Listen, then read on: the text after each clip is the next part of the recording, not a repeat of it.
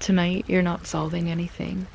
You're not replaying messages, not counting tomorrow's tasks, not trying to be ready for a day that hasn't arrived yet. Tonight, you're standing at the edge of a river that doesn't care who you are, only how quietly you breathe near it. River water hushes in the dark. A wet stone gleams once, like a small eye opening and closing. And somewhere close, a thin cord tightens, then relaxes, as if the world itself is practicing the idea of catching something without making a sound.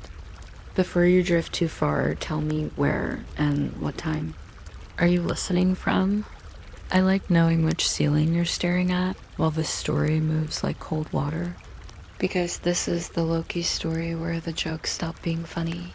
After Baldur is gone, Asgard doesn't explode, it tightens. The way air tightens before rain.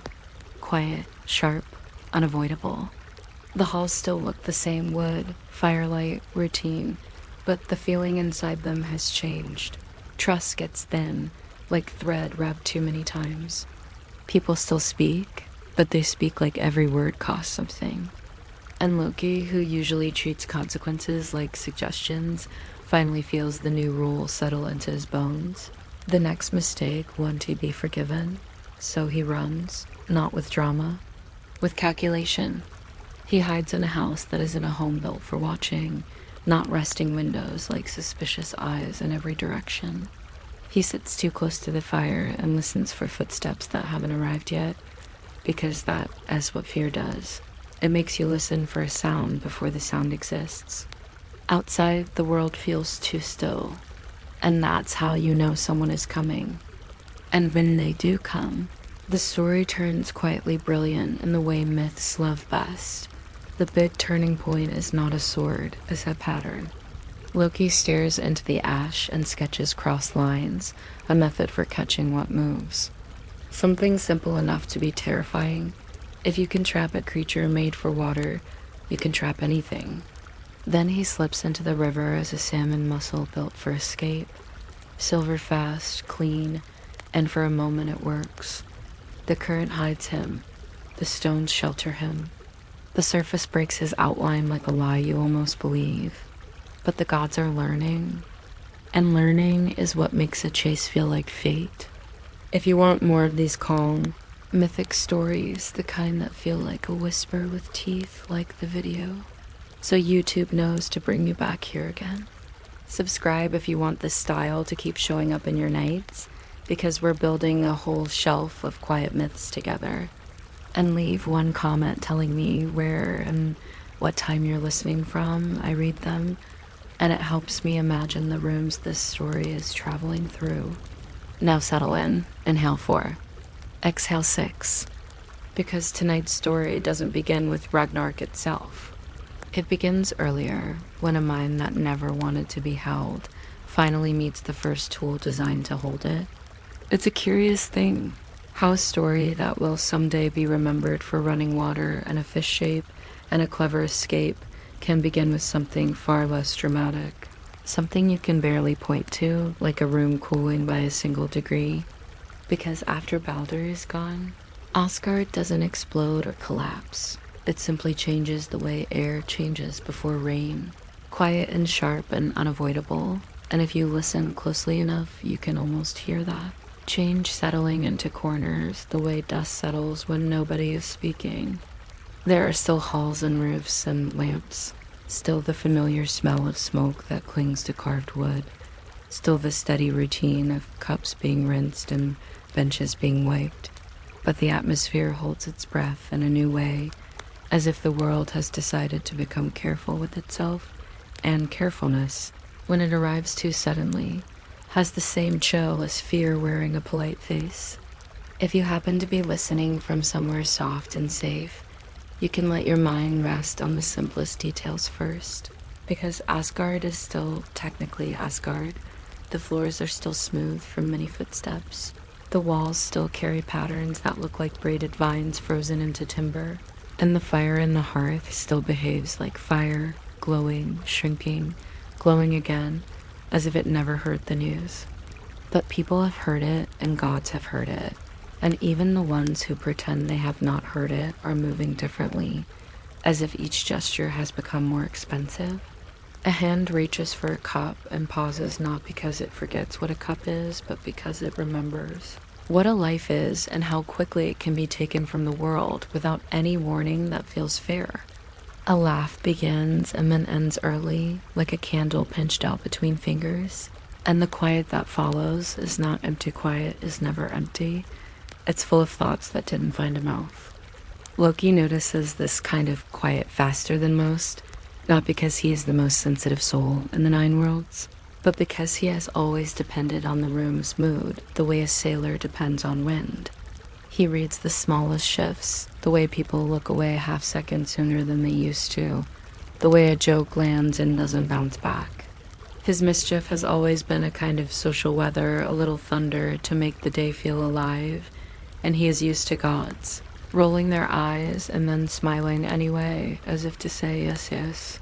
Loki, we see you. We're mildly annoyed. Please continue.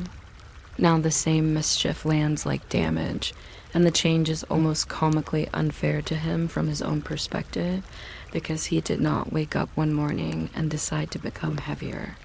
The world simply stopped being able to carry his lightness without bruising.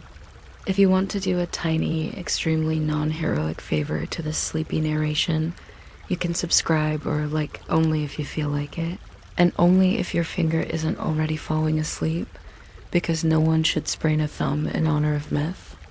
The halls keep their rituals because rituals are what societies do when they don't know what else to do.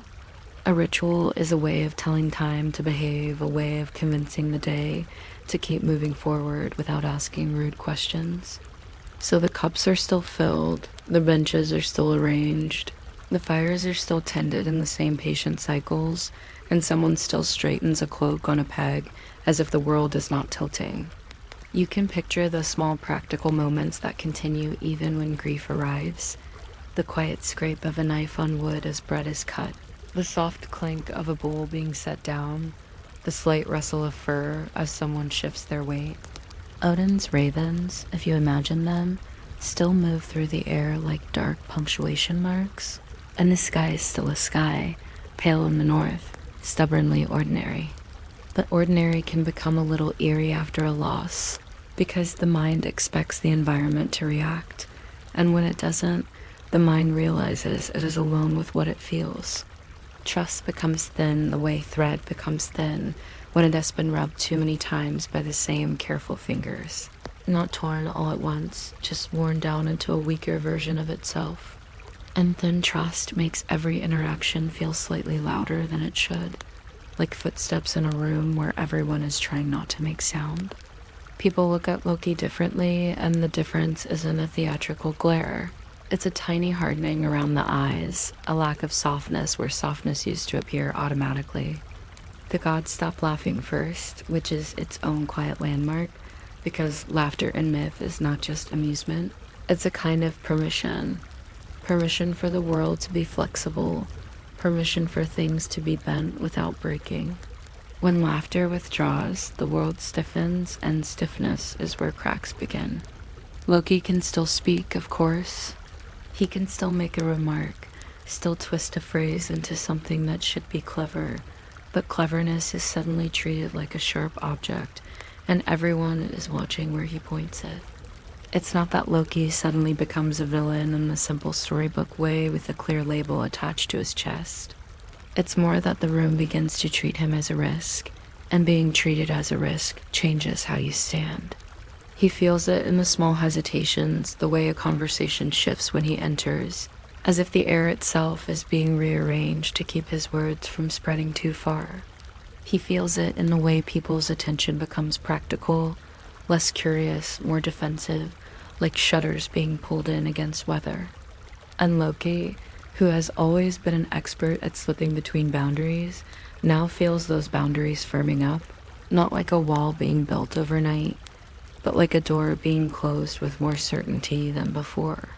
If you've ever had the strange experience of realizing you've become the one we need to be careful with in someone, just mind you now how quietly painful that can be, even if you pretend you don't care.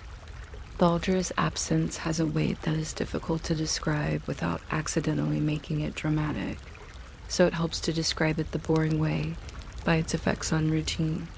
The light in the halls seems a little less interested in shining, not because light has opinions, but because people stop polishing things with the same casual devotion.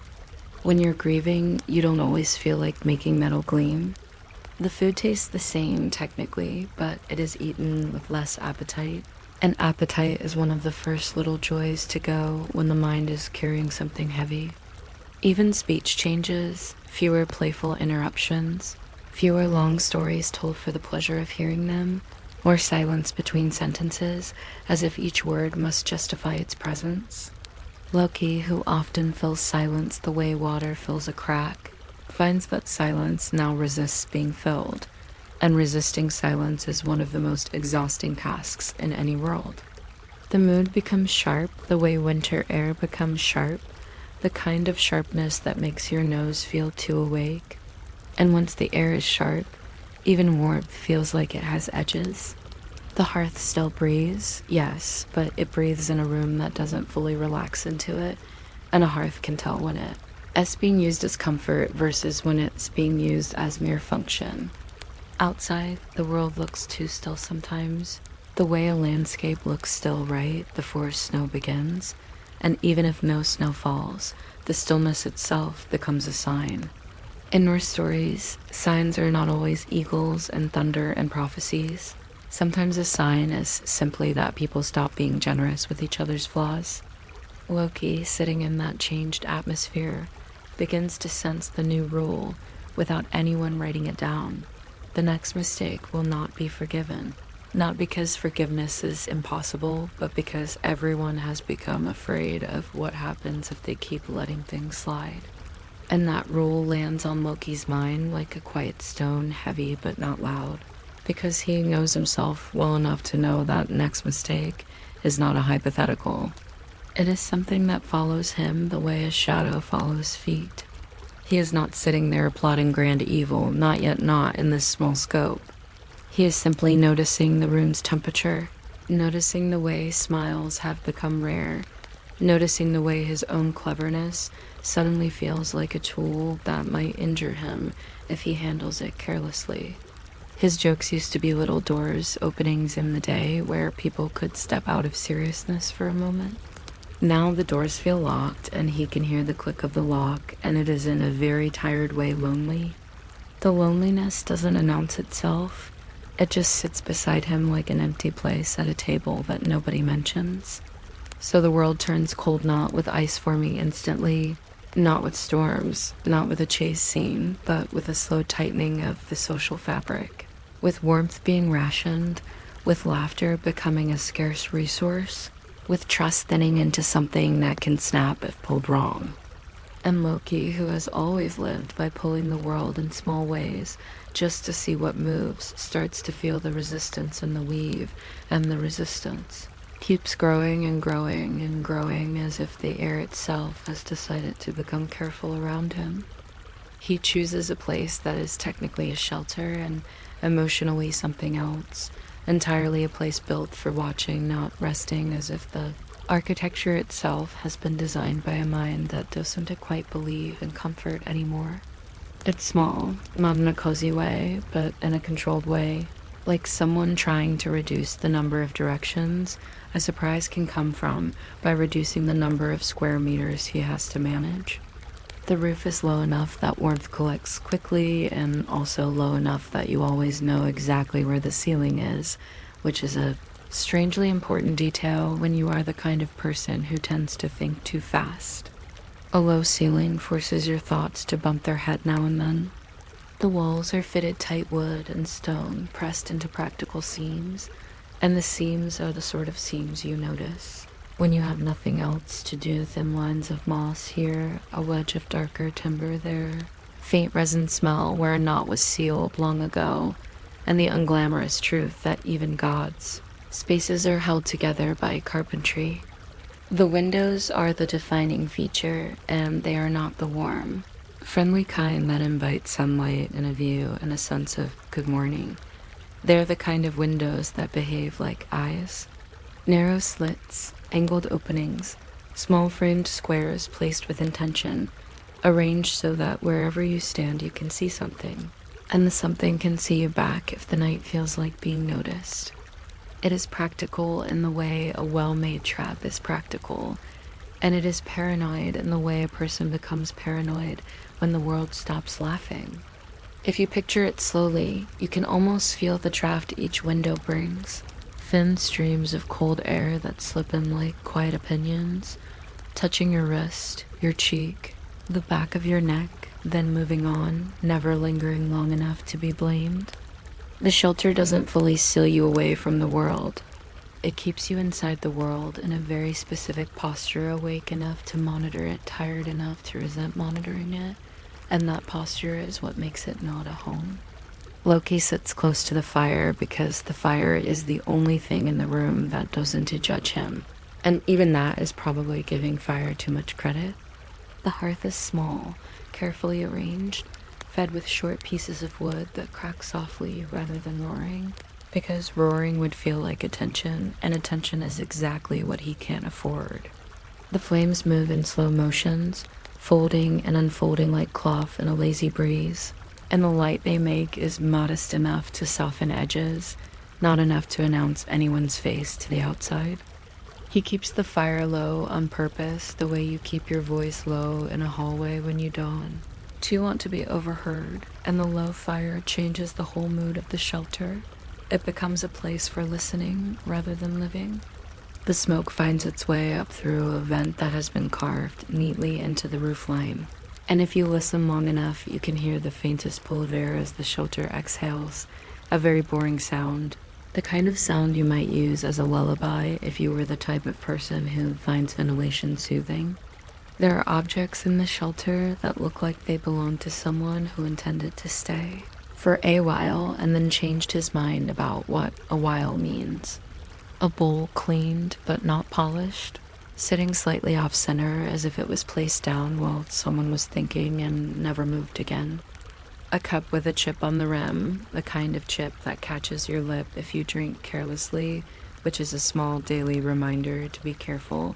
An excellent cup for a paranoid mood, honestly. A folded cloak near the wall, folded more like storage than comfort. Corners lined up too neatly, as if the cloak is pretending it's not meant to be worn. There might be a small knife on a shelf, not for battle, just for bread. Entwined in boring problems, and the knife's blade reflects the firelight in a dull way that feels almost respectful. And there is a thin cord hanging near one of the window slits, a simple piece of rope tied in a loop, the kind you might use to steady a shutter or hang something, and Loki. SIs find it repeatedly because thin cords have started to feel symbolic in a world where trust is thinning too. If you're still awake enough to do it, and only if you feel like being mildly cooperative, you can give the story a quiet like, or subscribe. Think of it as tying a very small knot in that thin cord, a polite little signal that you're still here. He doesn't lie down properly, not the way a body likes to lie down when it is surrendering to sleep. He sits in a half-resting posture, back against timber, knees drawn slightly in, like someone who wants to be comfortable, but doesn't want to admit that comfort is necessary. His hands do small, repetitive things without him noticing. Rubbing a thumb over a fingertip, smoothing a wrinkle in his sleeve, tracing the edge of a wooden plank. The way you trace a line in sand when your mind is trying to stay busy. These are not heroic gestures. They're the gestures of someone waiting, and waiting has its own quiet cruelty because it forces you to live in time instead of skipping over it. Loki has always been good at skipping blame, skipping consequences, skipping the moment right before something becomes real. And now he is sitting inside the moment, forced to inhabit it like a room with no hidden door. The shelter is built so you can see in every direction, but that does not mean you feel safe. Sometimes seeing everything just means you have more places to worry about. Through one slit, he can see a stretch of dark ground and a line of stones that look like they were placed by someone who cared about order. Through another, he can see the outline of a tree, bare branches like thin fingers, and the branches move only when the wind decides to be honest about existing. Through another opening, he can see sky, just a slice of it pale and indifferent, and the sky looks the same as it always does, which is one of the most unsettling things after a major loss. The cosmos refuses to acknowledge your emotional calendar. The stars do not rearrange themselves to reflect your regret. The moon does not pause to ask how you're doing. It just continues, and that continuation can feel like comfort or insult depending on your mood. Loki watches the sky in small glances because long staring feels like inviting fate to make eye contact. He listens for footsteps that haven't arrived yet, and it's a peculiar kind of listening because it is less about sound and more about the imagination of sound. A real footstep would be easy identify direction, identify weight, identify speed, decide what mask to wear. But the absence of footsteps becomes its own noise, a soft pressure in the ear, like the feeling of being watched when no one is visible. Sometimes a sound does appear, and it's almost disappointing in its normality. The creak of wood cooling, the snap of a twig outside, a small rock shifting down a slope as if gravity is practicing.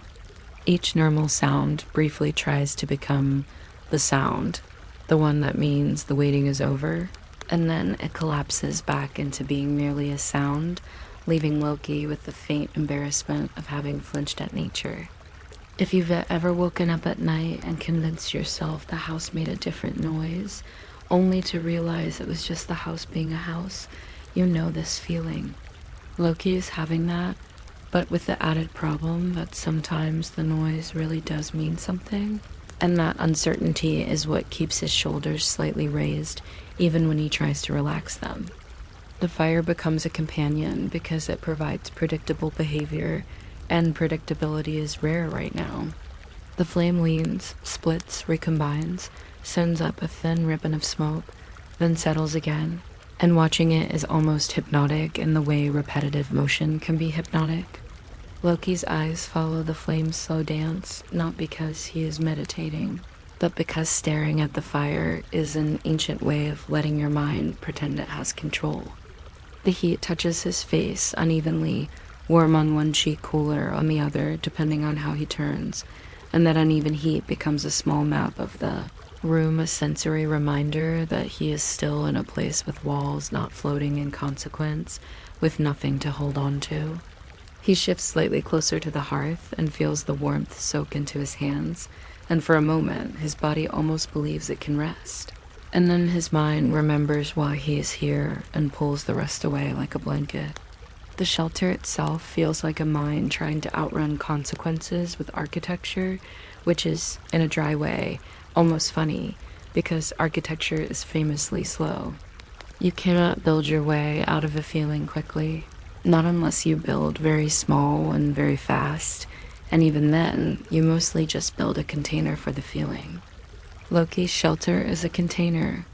It holds him, it holds his listening, it holds his thin patience, and it holds the odd sensation of being technically safe while also being inevitably found. The windows make the outside feel close, not far. You don't get the comfort of being inside. You get the vigilance of being not outside yet. The wind threads through gaps and touches the fire, making it flicker, and each flicker feels like the world testing the shelter's boundaries, like a hand running along a doorframe to find a weakness. Loki notices every flicker because when you're in trouble, your nervous system becomes an extremely dedicated employee. Outside, the world feels too still, and stillness is not always peaceful. Sometimes stillness is just the absence of the thing you're waiting for, which makes it louder. The ground beyond the shelter looks unbothered, as if it has no idea what knowing means. The trees stand in their positions like they've been told to hold, and they do, because trees are excellent at obedience. The air is cold enough that breath would show if someone were nearby, and Loki finds himself watching for that little clouds of warmth, because breath is proof, and proof is what you search for when you can't trust your own thoughts. No breath appears. That should be good news. It does not feel like good news. It feels like the pause right before something begins, the way a room goes quiet when people are about to agree on something important.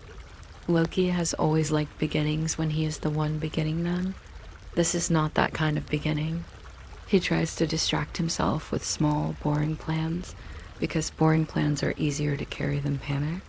He thinks about routes, not grand escape routes that require drama, just simple movement, from hearth to door, from door to shadow, from shadow to whatever shape he might borrow if he needs to borrow a shape. He thinks about which window gives the clearest view of the approach path, which one gives the best angle to see without being seen. He thinks about the smell of the shelter and whether that smell will betray him. Smoke wood, damp stone, the faint musk of fur, and he wonders if gods can smell regret, which is a ridiculous thought, but ridiculous thoughts are what you get when you reach tired and trying to be clever at the same time. He considers whether he should eat something, and then he doesn't, because eating would be admitting he expects time to pass, and expecting time to pass is a kind of surrender. He drinks a little water anyway, because even tricksters have throats, and the water is cold enough to feel like a small slap inside. His mouth a reminder that bodies exist, and bodies have needs, and needs are inconvenient when you retry to live as a pure idea. The loneliness of the shelter is not just being alone, it's being alone in a place built to keep you mentally awake. A home is a place that lets your attention soften. It lets you stop scanning. This place sharpens attention. It tells your eyes to keep moving, your ears to keep checking, your thoughts to keep circling back to the same question: how long until someone arrives? Loki, who has always treated other people's attention like a toy, now feels the weight of attention he cannot control, and the weight is exhausting. He finds himself missing even the annoyed laughter of Asgard's halls, because laughter, even annoyed laughter, is a social warmth, a sign that you are still inside the circle. Here, the circle has thinned. He is outside it, and the shelter is his thin little island of managed heat. And yet, because the world is stubbornly ordinary even when it is turning mythic, the night continues to offer small, almost tender details that do not care about guilt. The fire makes tiny sounds as sap pops in the wood. A bit of ash rises and drifts, then settles on the stone like gray snow.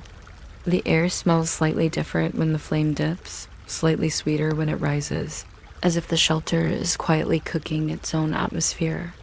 Loki watches a single ember roll in the coals and thinks, briefly and inexplicably, of how many things in existence are simply trying to find the lowest place to rest. Even his own mind, for all its running, seems to be trying to settle into something, and it can't because settling requires permission. The outside remains too still. The windows remain too watchful. The hearth remains low and careful. And Loki remains in that awkward space between not caught and not free, listening to the quiet as if the quiet might finally decide to speak. Firelight can make a room feel honest, even when the person sitting in it has never been famous for honesty, and that is part of the strange comfort of watching a low flame do its slow work on the dark. In Loki's little shelter, the fire doesn't roar like a celebration or flare like a warning. It simply breathes, as if it's practicing being a hearth in the most ordinary way possible. The glow pulls in the shallow bowls of ash, crawls up the rough grain of timber, and pauses on the edges of stone where the cold still lives, reluctant to leave. If you're listening from somewhere quiet, you can let that image settle first. The hush of a small fire, the faint scent of resin in the wood, and the gentle, almost sleepy way ash holds whatever touches it, like gray flour holding the memory of a hand. The approach of the gods doesn't arrive as a sudden thunderclap in this moment, because the world has been colder than dramatic lately, and even pursuit can learn to wear soft shoes when it wants to be certain. It comes instead as a change in the air outside the shelter, the kind of change you notice with your skin more than your ears. The draft at the window slits seems to pause, then resume with a slightly different temperature, as if the wind has walked around something and returned carrying a new idea.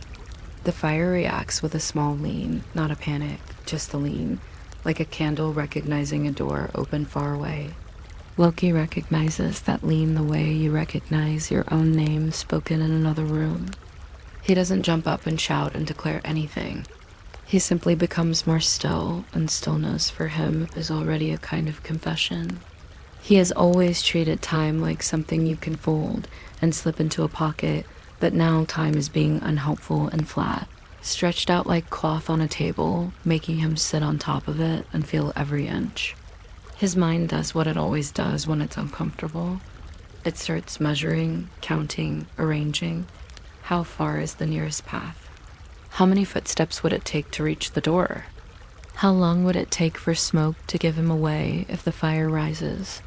How many directions can a sound come from before it becomes hard to tell where it began? It's all very unromantic, and that's the point, because calculation is his real weapon and also his favorite lullaby. If you enjoy this slow, overly detailed kind of thinking, you can leave a small like or subscribe as a quiet nod to your own patience, but only if your finger feels awake enough to do something so strenuous. The gods will not be impressed either way, and that's oddly freeing. The hearth itself becomes a workspace, not because Loki is suddenly interested in domestic chores, but because the hearth is the only reliable surface in the room that is already covered in a material designed to show marks. Ash is a historian in its sleepy way. It remembers where a log fell, where a coal rolled, where a hand stirred. It records without judging. In the dim firelight, the ash looks like soft velvet dust piled in little slopes and shallow craters, and Loki's eyes keep returning to those shapes as if they are telling him something he forgot how to read. There's something gently ironic about it. The trickster, master of words, now staring at the simplest language of all, lines and dirt. And yet dirt is honest. Dirt doesn't flatter. Dirt doesn't argue. Dirt just says, here's what touched me. The sounds outside remain minimal, which is the most exhausting kind of soundscape, because the mind keeps trying to turn silence into evidence. A twig snaps, and then the night goes quiet again. A distant bird shifts on a branch, and the branch makes a soft complaint. Somewhere, stones settle in the coal the way stones always settle, and the settling sounds like something almost meaningful until you remember that stones are simply being stones. Loki listens anyway, not because he expects a choir of omens, but because he is waiting for the particular kind of quiet that happens when people have decided. The air in the shelter is warm enough to be tolerable, but not warm enough to be comforting. And that middle temperature makes everything feel slightly unfinished, as if even the room is holding back until it knows what happens next. He doesn't fight, partly because fighting would require a kind of directness he rarely enjoys, and partly because fighting would be loud, and loudness is a way of telling the world exactly where you are. Loki prefers being a rumor, so he does what he always does when the world narrows. He looks for a pattern. A pattern is a door you can open without anyone noticing it was a door. He stares at the fire, not in a mystical, prophecy-seeking way, but in the practical way you stare at water when you read trying to remember whether you left the tap running. Flames are messy, but they are messy in consistent ways. They lick upward because heat rises. They bend because air moves. They eat the soft parts of wood first. The consistency comforts him. In a world where trust has become thin, physics is one of the few things that still keeps its promises. In the ash, there are already lines. Some are accidental, left by the shifting of coals. Some are created by small sticks being moved, pushed, rotated into place. Loki notices how one line crosses another and makes a tiny grid, a shape that isn't a shape yet, just an intersection. He remembers, in that small intersection, the way woven things behave. Cloth holds warmth, ropes hold weight. Nets hold fish, and fish, in a mythic world, can hold a surprising amount of story. The thought doesn't arrive as a dramatic lightning strike. It arrives like a person remembering where they put their keys. Of course it would be lines crossing lines. Of course, it would be something so simple that it feels insulting, because the most dangerous ideas are often the ones you can explain to someone half asleep. He reaches for a small twig, the kind of twig you'd use to stir coals, and he uses it like a stylus, because even tricksters need a tool when their fingers are too warm to touch ash directly. The twig's tip makes a faint scratching sound, a small, dry whisper, and that sound is comforting because it's controlled, deliberate, the opposite of running. He draws one line, then another, then a few more, not quickly, because quickness would be suspicious even to himself. He draws the way a patient person draws when they are trying to see whether an idea can hold still long enough to be examined. The ash takes the lines easily, like it has been waiting for someone to bother to write. The lines crisscross. The lines create squares and diamonds. The lines create a gentle lattice, and the lattice is the point, a method for catching that does not require strength, only geometry. There's a sleepy humor in how the mind tries to justify itself. Loki tells himself he is not inventing anything new, really. He is only noticing something that was always possible. That is how clever people often stay comfortable with their own cleverness. But the ash drawing is a private thought turned visible, and visibility is the beginning of consequence. He stares at the lattice and feels, in a quiet and inconvenient way, the idea widening beyond the hearth. If you can trap water creatures, you can trap anything that relies on movement through space. If you can make a grid that the river cannot ignore, you can make a rule that speed cannot outrun. The thought is not exciting. It's chilling in a calm, administrative way, like realizing someone invented paperwork, and now the world will always have paperwork. And that's our paperwork for bodies. They don't argue. They simply hold. He adds small variations, the way a craftsman tests joins. What if the crossing points are tighter? What if the squares are smaller? What if the whole thing is weighted at the bottom so it sinks? What if it is held across a narrowing in a river where water has fewer choices? He isn't planning a glorious future of fishing. He is planning a present where he is not caught. The irony is gentle but solid. In trying to escape, he is sketching the opposite of escape, a tool the world can use to deny escape later. But he doesn't sit there moralizing about it. Loki has never been a man of bedtime lessons.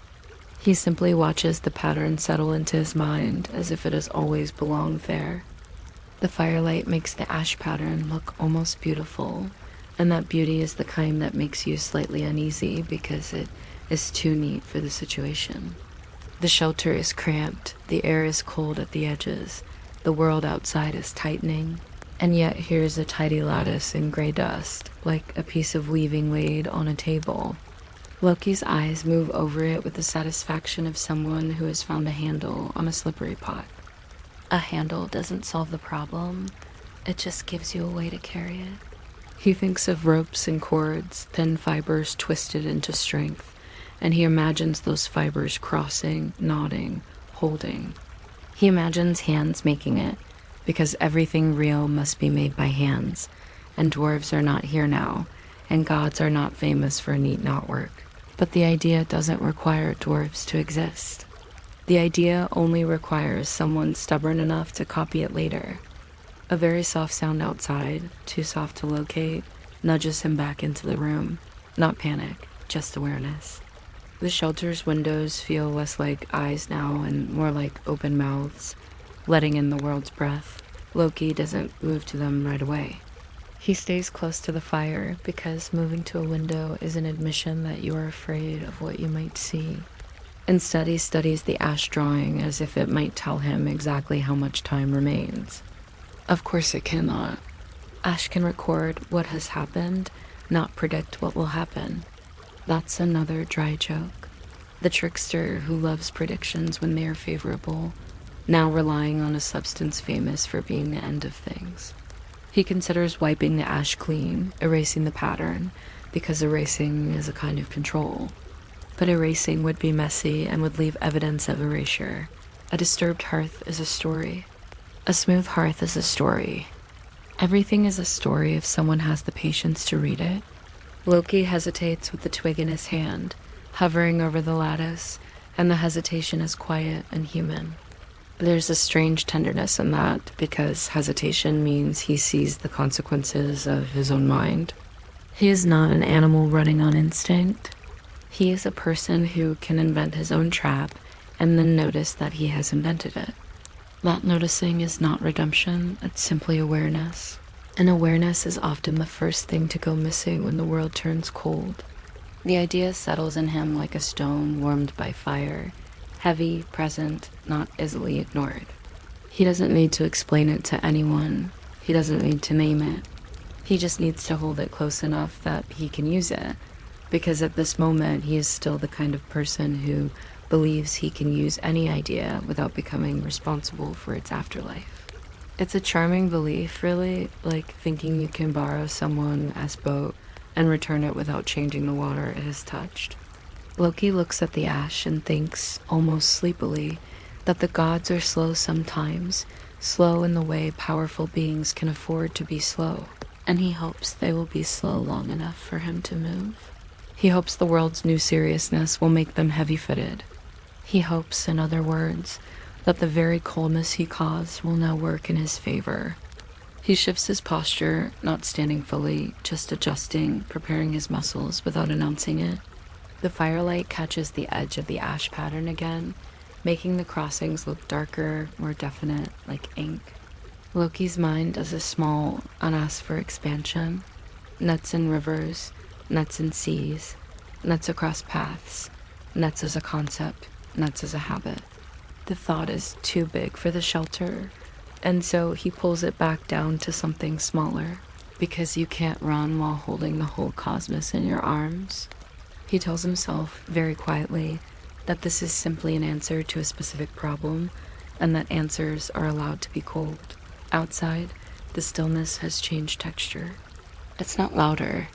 It's just closer, as if the world has stepped nearer without making a sound. Loki breathes out slowly and watches his own breath disappear in the warmth of the shelter, which is a silly thing to watch, but silly things can keep you calm. He looks once toward the door and notices how ordinary it is. Wood, hinge, latch, the kind of door you could open with one hand if your hands were not shaking with thought. The ordinary door makes the whole situation feel almost domestic, and that domestic feeling is oddly comforting. It suggests that leaving could be as simple as standing up and walking out, which is rarely true, but bedtime stories are allowed to hold comforting illusions for a few seconds at a time. He glances back to the hearth again, because he can't help himself. The ash drawing is there, quiet and complete, not because he finished it perfectly, but because even an unfinished lattice still functions as an idea. He imagines the gods arriving after he leaves, finding the hearth, seeing the lines, and pausing the way he paused, because patterns are persuasive, especially to minds trained to notice runes and signs. He imagines someone's finger tracing the ash, smudging it slightly, still understanding. He imagines the idea stepping out of his head and into the world like a small animal that can survive on scraps. The thought should make him erase it, should make him cover it, should make him care. Instead, it makes him quietly impressed with himself, which is, again, very Loki. Even his fear comes with self-appreciation. He stands finally, but he stands softly, as if he's trying not to wake the shelter. He moves around the hearth with careful steps, because ash puffs up easily and ash in the air can make you cough. And coughing is a very stupid way to announce your location to the gods. He takes a piece of cloth and very gently pats the edge of the hearth. Not enough to erase, just enough to tidy, because tidying is the kind of habit that makes you feel in control. The cloth picks up a little gray dust, and the gray dust makes the cloth look older, which is another quietly funny detail. Even Loki's attempt at escape comes with a small domestic stain. He gathers only what is necessary, because necessary things are easier to carry, and because carrying too much is a confession that you expect a long journey. A cloak, perhaps, folded quickly, but still in a neat rectangle because the hands remember neatness even when the mind is frantic. A small knife, a cord, Maybe nothing else, because Loki's real possessions have always been his names and his shapes and his ability to slip between them. He takes one last look at the fire, not affectionately, just thoughtfully, as if the fire has been a colleague in the brief office of his waiting. The embers glow, the ash pattern waits. The shelter continues to smell like warm wood and cold stone. For a moment, it all looks so calm that it's hard to believe anyone is approaching at all. And then Loki does the simplest thing a story can do to change direction. He leaves. Not with a crash, not with a sprint, not with a dramatic last glance over his shoulder, but with the quiet, practical movement of someone who has decided the room has nothing more to offer. The door opens on a careful hinge. The cold touches his face. The night receives him without comment. Behind him, the hearth remains, holding firelight and ash, and a small crossing of lines that looks, in the dimness, like nothing important at all, as if it could sit there undisturbed for a little while longer. There is a particular kind of quiet that belongs to river water at night, and it is different from the quiet of halls and fires, because water never truly stops moving it, only lowers its voice until you have to lean in with your attention to hear it. The surface makes small tired shushes against the bank. The stones hold a damp gleam as if they've been polished by patience. And somewhere a thin cord reel or imagined, remembered from the shelter, seems to tighten and relax in the mind like a slow breath. Loki steps out of the small watching house and into that river quiet, not as a hero, and not as a fugitive in a dramatic sense, but as a person doing the most practical thing he knows how to do, becoming harder to define. If you're listening from a place where you can hear running water, even faintly pipes rain gutters, a kettle cooling, then you already understand why the idea is tempting, because water is excellent at erasing sharp edges and turning a person into a blur. Loki, who has always loved being a blur, finds himself standing near the bank with an almost boring appreciation for how simple the plan is, as if simplicity is the last luxury left. Shape-shifting in this sleepy telling is not fireworks. It's more like changing clothes in a dim room where you already know where everything is. It's a quiet rearrangement of weight, a gradual reallocation of what belongs, where a soft surrender to a different set of rules. He doesn't choose a salmon because it's elegant, or because it's symbolic, or because he wants to impress anyone with his aquatic taste. He chooses it because salmon are built like decisions.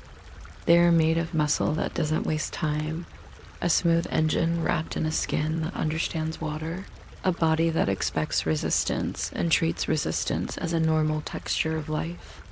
There's a faint dry humor in the fact that Loki, who is so often all talk and twist and social friction, chooses an animal that mostly solves problems by being quiet and fast. If you ever needed proof that he can learn, at least briefly, from other kinds of existence, a salmon is a very modest piece of evidence.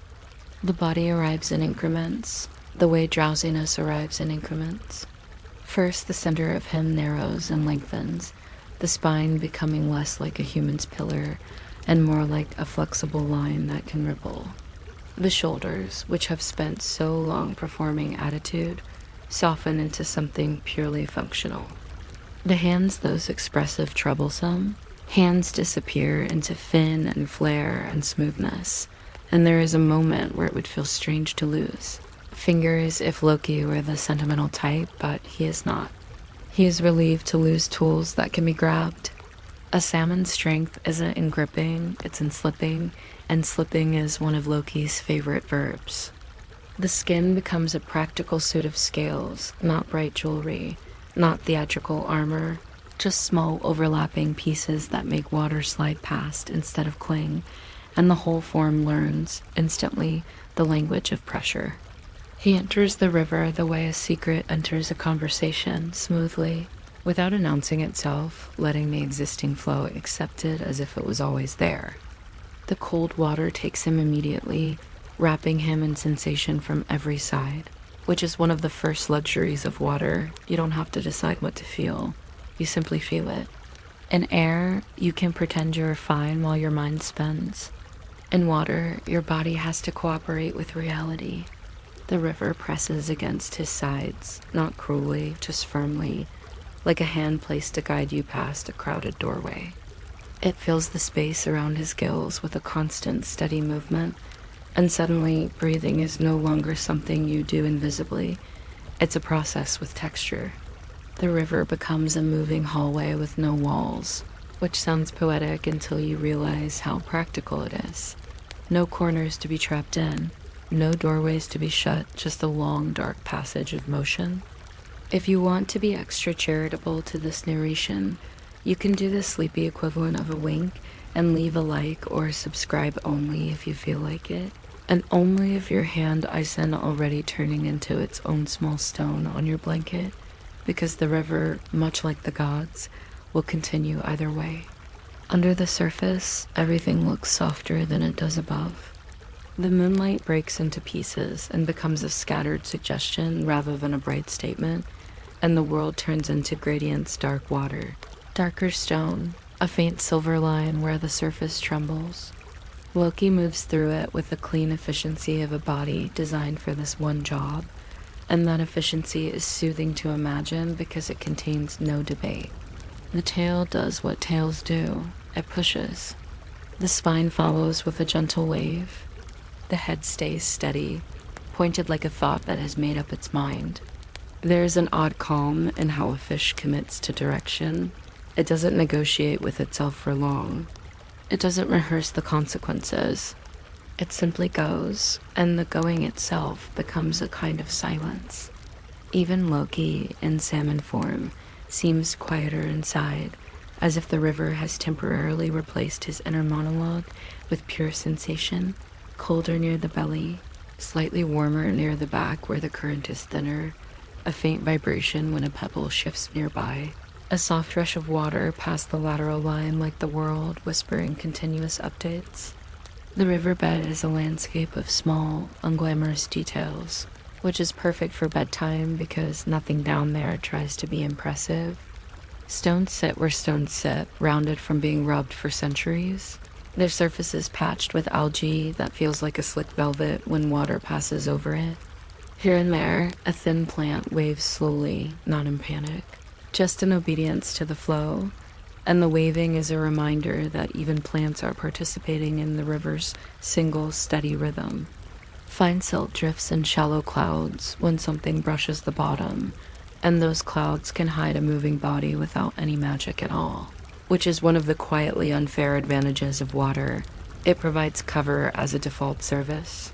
Loki slides close to a line of stones that rise like a low wall from the bed, and the stones shelter him in the most boring way possible by being there. Above him, the surface breaks his outline into ripples, turning his shape into a rumor, and for a moment the escape feels almost too easy, like a simple trick that should have been used earlier. He lets the current take some of his work, because currents are generous that way. They carry you if you stop fighting them, and not fighting is sometimes the most strategic choice. The water holds him, and the holding is not a trap yet. It's more like being carried in a slow, wide palm. He slips into a deeper channel where the river moves faster, and the speed is not dramatic. It's simply a slightly stronger insistence, a gentle tug that says, "Come along, we're going this way." The stones above, near the bank, become muffled shapes, and the world of feet and voices and decisions feels distant, as if it belongs to a different species entirely. This is where the escape works best, when the river becomes not just a path, but a kind of amnesty. Loki, who has spent so much of his life manipulating social currents, now enjoys a physical current that does not care who he is, only where he fits. And yet, even in this calm, the world has a way of reminding you that learning exists. Learning is not always loud. Sometimes learning is simply someone noticing the pattern of your absence. Somewhere upstream, the gods who approach do not need to see Loki's face to know the shape of his choices, because choices leave traces the way bodies leave wake.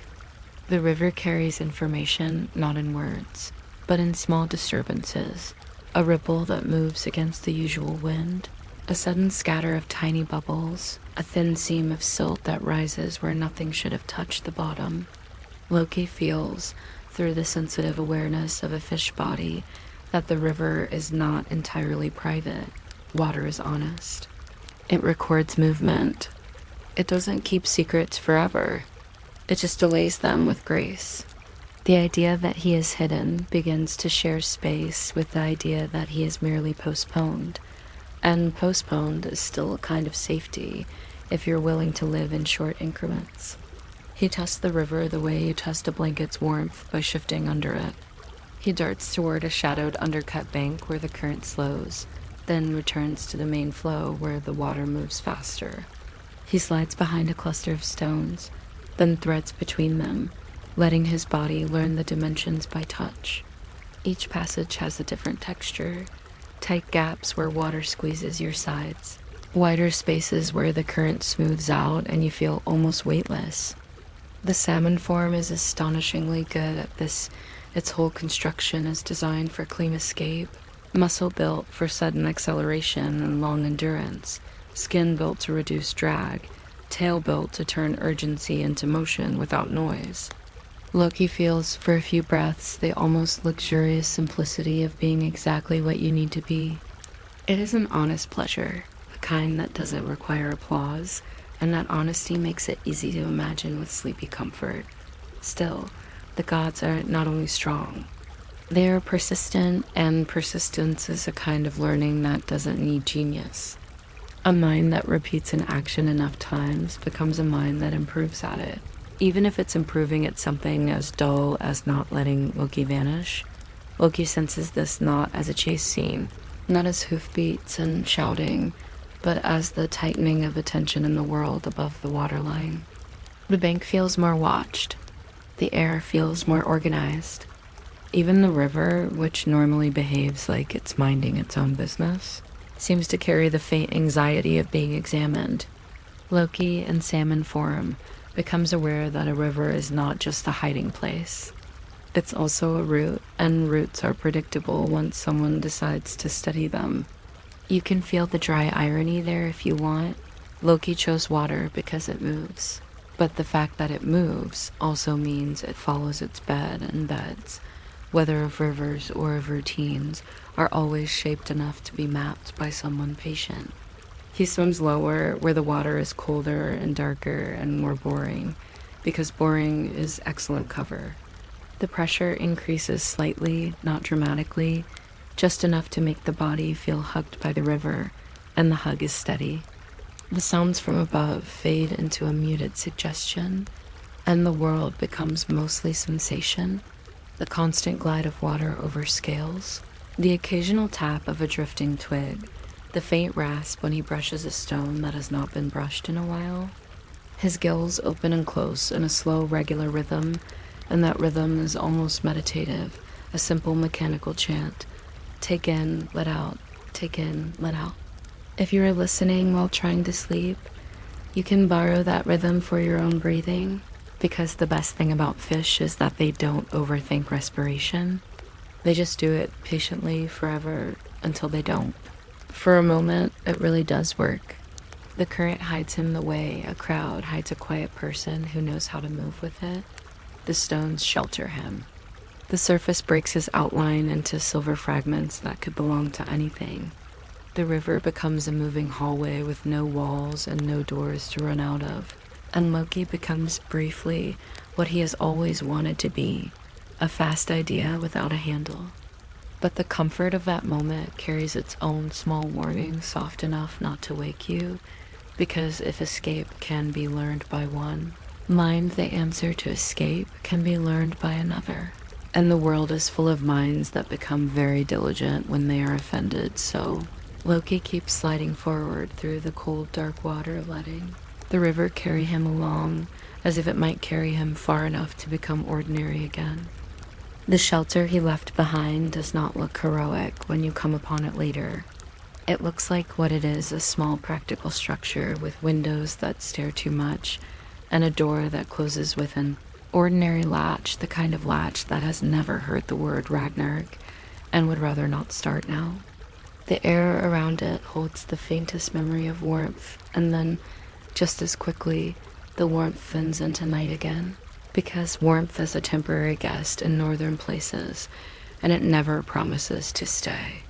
A low fire still breathes in the hearth, not loudly, not proudly, just enough to keep a few coals alive and to keep the ash from becoming completely dead and flat. And that detail matters, because ash that has been recently stirred is different from ash that has been left alone. It has little ridges, tiny collapses, soft slopes like dunes that have decided to be humble. When the gods arrive quietly with that calm certainty powerful beings sometimes use like a cloak, they do not announce themselves to the river, because the river would not care, and they do not announce themselves to the trees, because the trees are very good at not reacting. They simply step into the space around the shelter and let their presence do what presence does. Shift the feeling of the place. The night seems a little less roomy. The silence gains a spine. Even the smoke, thin as it is, appears to straighten for a moment, as if it suddenly remembers it is being observed. It is not a dramatic arrival. It is almost bureaucratic, like inspectors entering a room where someone tried to clean up quickly and forgot one crucial thing on the table. Inside, the shelter is still a shelter, and nothing in it is particularly mystical. There's wood, stone, a low roof, and the kind of small domestic objects you find wherever anyone has sat down and waited. A cup, a scrap of cloth, a bit of cord, a knife that is more useful than impressive. The windows are quiet rectangles of dark. The hearth is the most talkative thing in the room, and even it is speaking in whispers. The coals hold their dull red. The flames curl and uncurl in slow, tired shapes, and the ash looks like gray flowers scattered over the stones. If you were someone who loved calm, you might call it cozy. If you were someone who loved trouble, you might call it suspicious. The gods, being experienced, do what experienced minds do. They begin with the boring details, because the boring details are where the truth hides when the dramatic ones are too easy to fake. It is almost funny, softly funny, in a way you can smile at without waking up fully, that the most important clue in the room is not a weapon, not a magical artifact, not a severed lock of hair or a hidden runestone, but a mess that looks like nothing more than a person who used the hearth like a tabletop. Ash has always been used for that, if you think about it. People draw in dust when they are thinking. They trace lines in sand when they are explaining. They scratch diagrams into dirt when they don't have paper. Ash is just dust with a better backstory. And here, on the hearth's flat stone, the ash has been disturbed into a pattern lines crossing lines dark grooves where something sharp or something patient pressed down and dragged, leaving a lattice that catches the firelight in tiny, uneven ways. It is not a perfect drawing. It does not need to be perfect. A good idea doesn't require neat handwriting. The wise gods do not ignore a clear pattern, partly because wisdom is often just the refusal to pretend you didn't notice something obvious. They lean closer, not theatrically, but with the slow attention of people who have spent a long time reading signs that don't want to be read. The firelight makes the grooves look deeper than they are, shadowing each intersection like a small dark stitch. You can imagine a finger hovering above the ash, hesitating because touching it would smudge it, and smudging it would be like tearing a page out of a book you were still trying to understand. So they look first.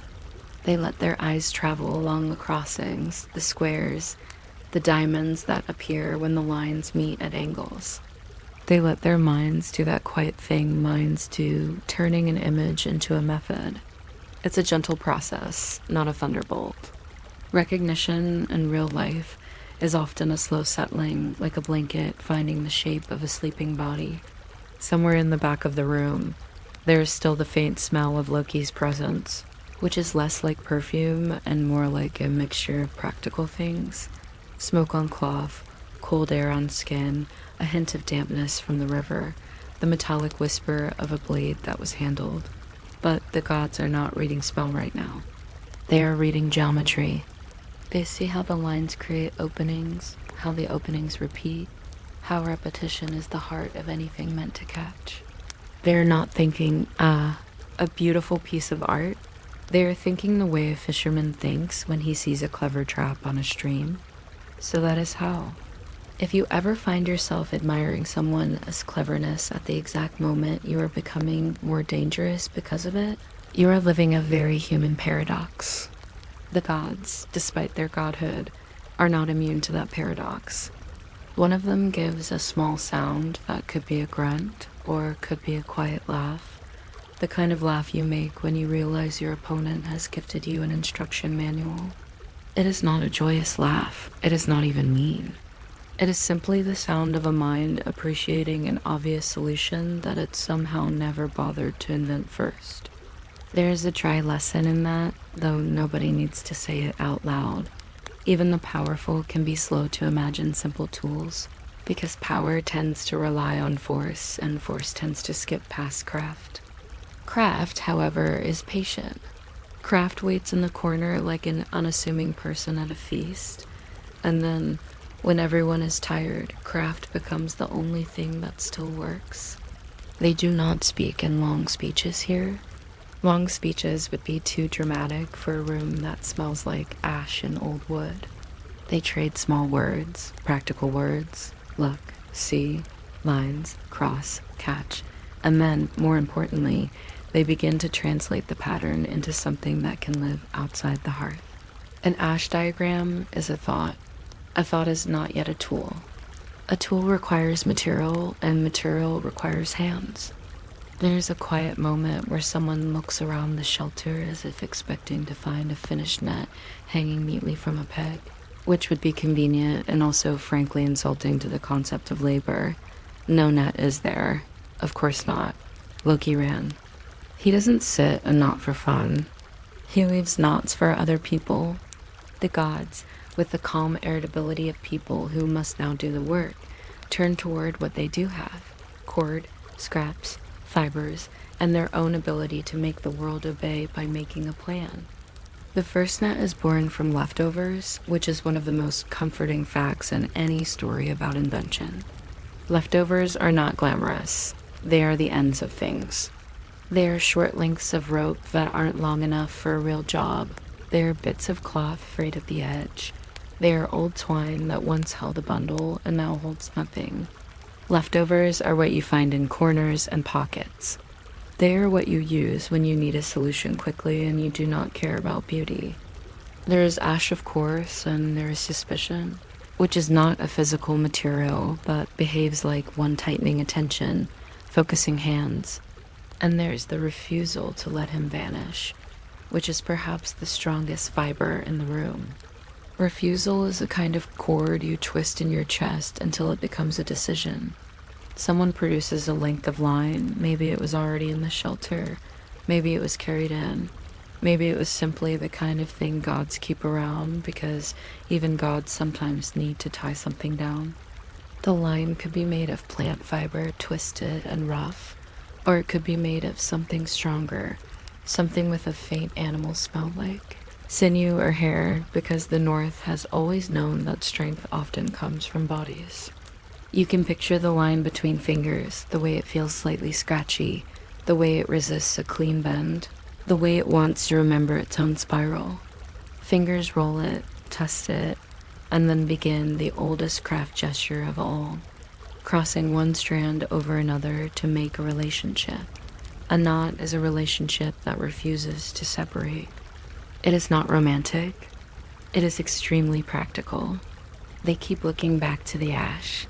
They treat the pattern like a map, not because it is magical, but because it is clear. Cross, cross, repeat. Leave openings, make the openings consistent. Consistency is what makes a net rather than a pile of string. At first, the process is slow, because any new craft is slow, and because even gods can have that slightly awkward first attempt where the hands don't yet know what the mind wants. The cord slips. The loop becomes uneven. The crossing points don't line up the way the ash suggests they should. There is a moment where someone's patience thins, And then patience returns, because patience is what you use when you are determined and there is no shortcut. And there is, tucked inside this, a quietly amusing truth. Loki, master of shortcuts, has forced his pursuers into the slow lane. You can imagine them working close to the hearth, because the firelight is the best lamp available, and because the warmth keeps fingers from stiffening into clumsiness. The coals glow. The ash shifts slightly when a breath passes over it. Shadows move across the walls with that soft, wavering rhythm fire always makes, as if the room itself is gently rocking. The work continues in that rocking light. A loop is made, another loop, a crossing, a pull. A small tightening sound, barely audible, the cord complaining as it is asked to hold shape. A net begins as a handful of choices repeated until they become structure, and the structure becomes stubborn enough to matter. As the first rough mesh appears, the god's mood changes in a small way, not joyful, not triumphant, more like satisfied, the way you feel when you finally remember how to fix a thing you've been staring at too long. Satisfaction is quiet. It doesn't need a trumpet. It is the sound of a mind aligning with a method. They can see it now, not just the drawing, but the consequence. The mesh sits in the hands like an argument that doesn't require words. It says, you can be fast, but you still have to pass through space, and space can be filled with crossings. It says, the river is not only a road, it is also a place where roads can be blocked. It says, the clever can be answered by the patient. And even though nobody in the room is giving a moral lecture, the tool itself carries a sleepy kind of lesson.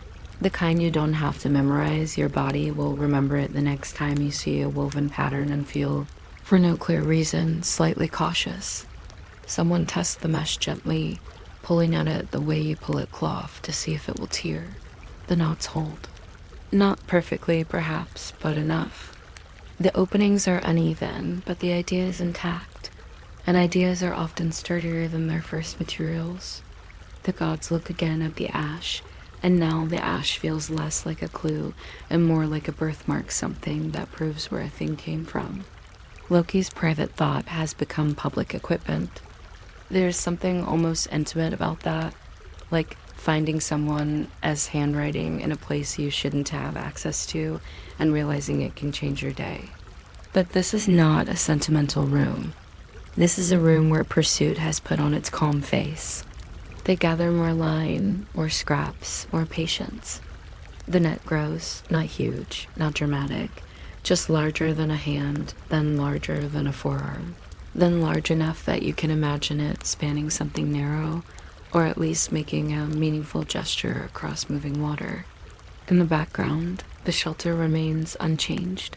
The windows still watch, the door still latches, the fire still breathes. And that steadiness is what makes the invention feel so inevitable. The world does not need to roar for something to be born that will matter later. Sometimes a world-changing tool begins beside a low fire while everyone speaks softly, so the night doesn't to get ideas.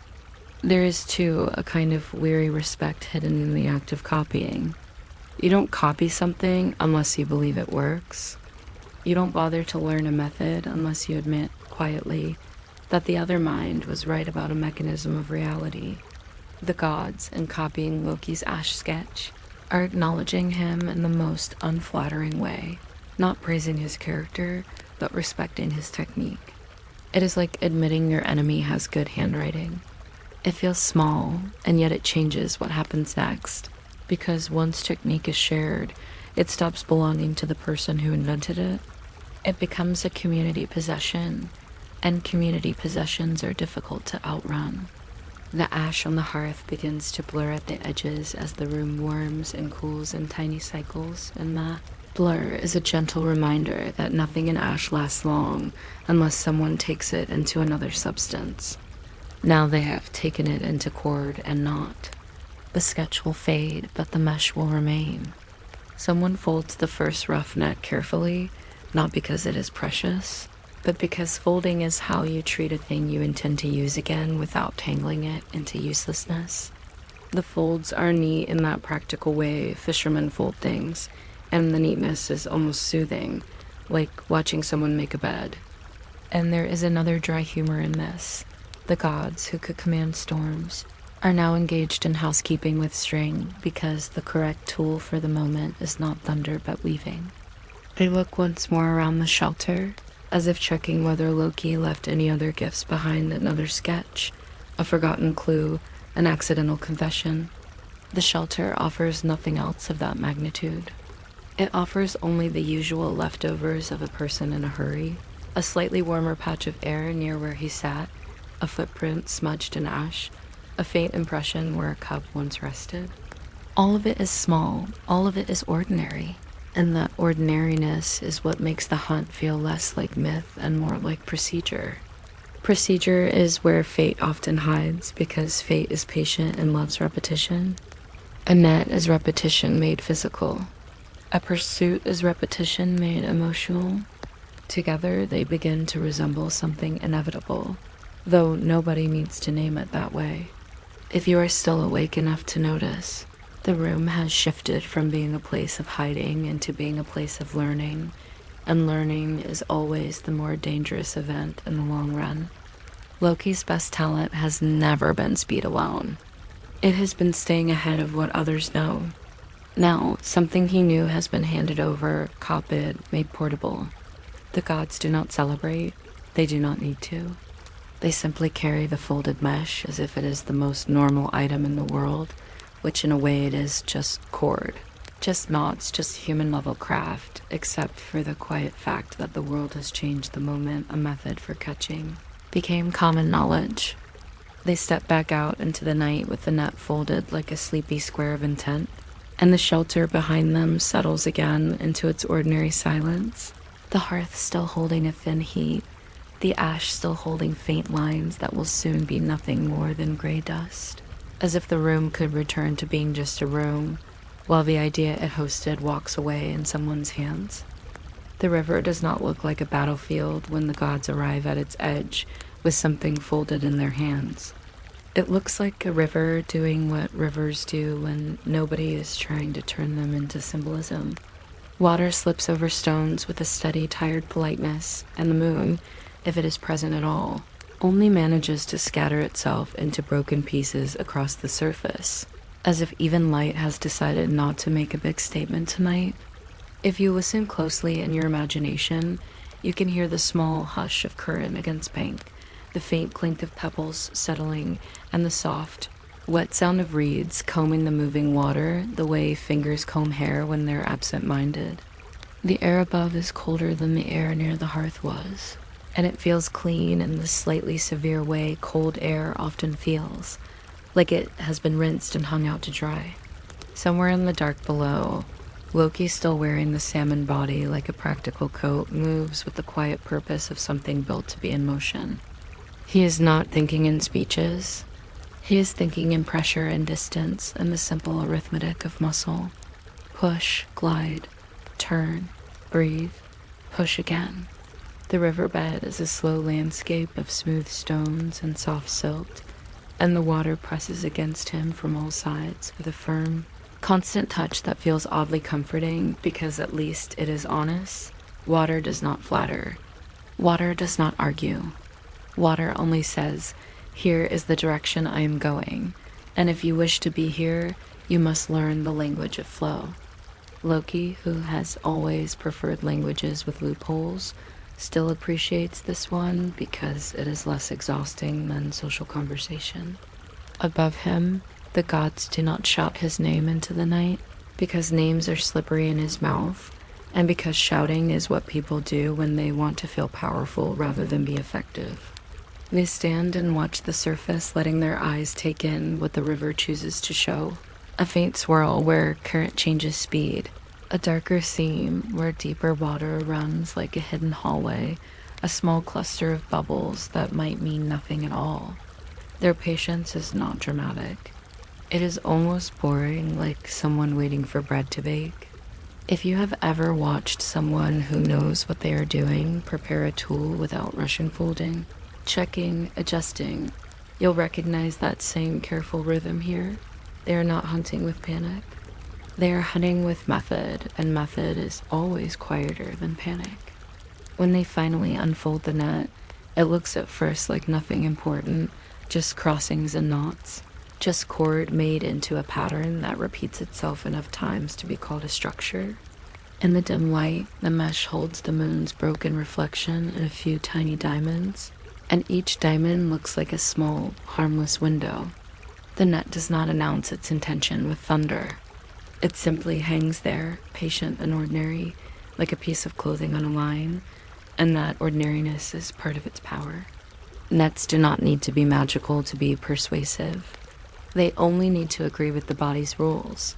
Bodies take up space, and space can be interrupted. They choose their spot with the calm logic of people who understand rivers the way you understand hallways, by knowing where movement narrows. A bend where stones force the current into a tighter channel. A place where the bank rises and the water deepens and the flow, almost without meaning to, forms a corridor. The gods do not have to be fishermen to notice where water tends to gather itself. Water is a creature of habit. It returns to the same grooves the way a mind returns to the same worries at bedtime. And once you know a habit, you can place something in its path and wait for the habit to bump into it. The first cast is not violent. It is a soft release. The net arcs out with a gentle, heavy grace, making a small sound when it touches the surface, more of a sigh than a splash, and then it sinks because it has weight, because someone thought to give it weight, because cleverness is often nothing more than remembering gravity exists.